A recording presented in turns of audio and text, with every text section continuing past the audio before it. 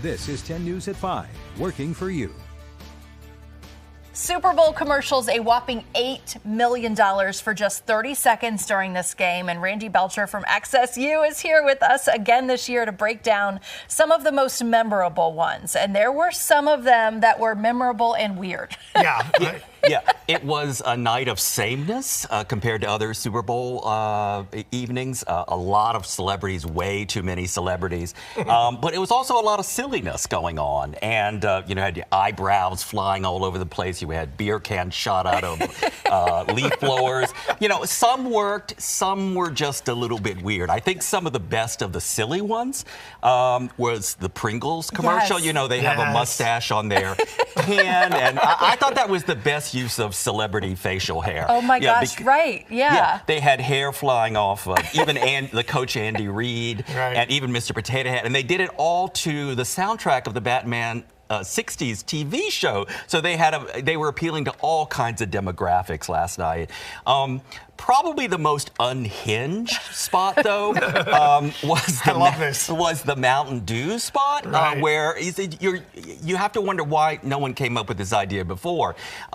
Seal, the singer, is actually a seal in this commercial, and he's spoofing a song of his, Kiss from a Rose. He sings Kiss from a Lime. Again, you've got this interesting younger, the young singer. You have Seal, who had a hit in the 90s. This is nightmare fuel, though. It is, but this is the one we'll be talking about years from now. I thought the Sloths were very good. The Case of the Mondays, that was very insightful. I thought Matt Damon as sort of a secret soccer bro was very funny. And even though, comedy rules at the Super Bowl, I thought there were really nice, strong, emotional spots as well. The Google AI assistant, the parallels between a corporate job and what it's like to be a father. Yes. I thought it was a very well-written spot. And then Nike, kind of an homage to kind of the controversy that a lot of women's athletes go through, and they just came to the simple conclusion: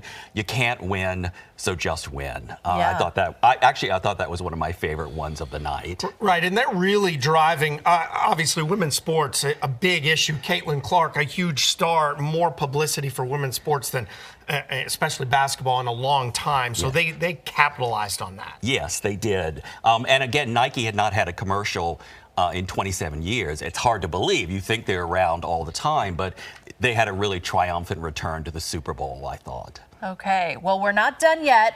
There were some that kind of missed the mark last night. We'll talk about those coming up in our next half hour.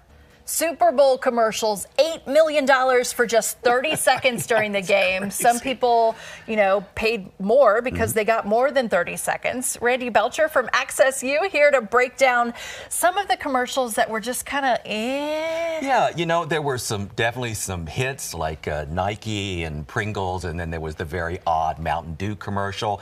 And then they were memorable, but then there were commercials that were memorable, but in a very bad way, perhaps. I thought one of the dumbest ones was the whole Meta commercial, the Ray-Ban eyeglasses in the art gallery. I suppose we were supposed to like it because everybody in the commercial was named Chris, but I just thought that was a waste of money.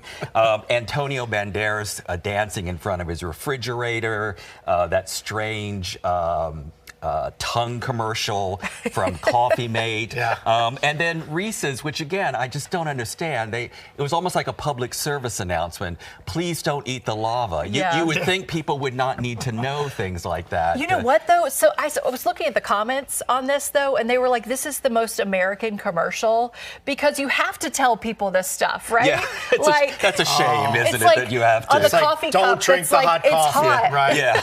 Oh, my gosh. There was another interesting trend I noticed last night where, again, Super Bowl tends to be a very youth-oriented event, but there was a lot of nod to the adults watching, a lot of nostalgia. There was Catherine O'Hara, Willem Dafoe beating up on smug millennials. There was the old Batman theme that was used in the Pringles commercial. I know my ears perked up when I heard that.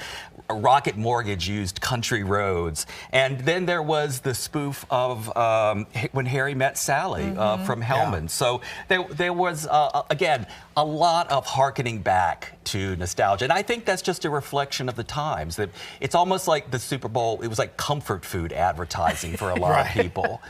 Well, it resonated with me, and what I also noticed, and you just touched on it, is there weren't a lot of really heavy issues. No. It was lighter and fun, and it did reach my demographic. Right. It was fun, and it was very familiar. The use of celebrities. You know, when you're going to pay $8 million, I'm not sure there were a lot of risks that were being taken. So the easiest thing to do is hire a celebrity. Yeah, because you have to pay $8 million to just air the commercial, but then they're paying probably millions and just getting Kris Jenner to show up for a commercial. And then you get people like me going, what a waste of money. Right. Well, and I talked about this when you walked in, but it's doubled in 10 years. So is it worth it?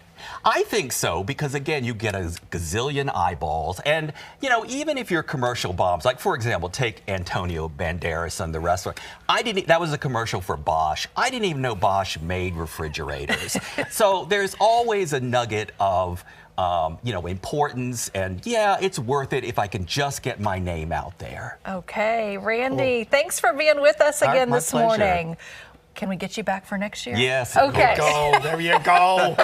Hopefully another Eagles win. There you go. See how I went right there? Yeah. There you go.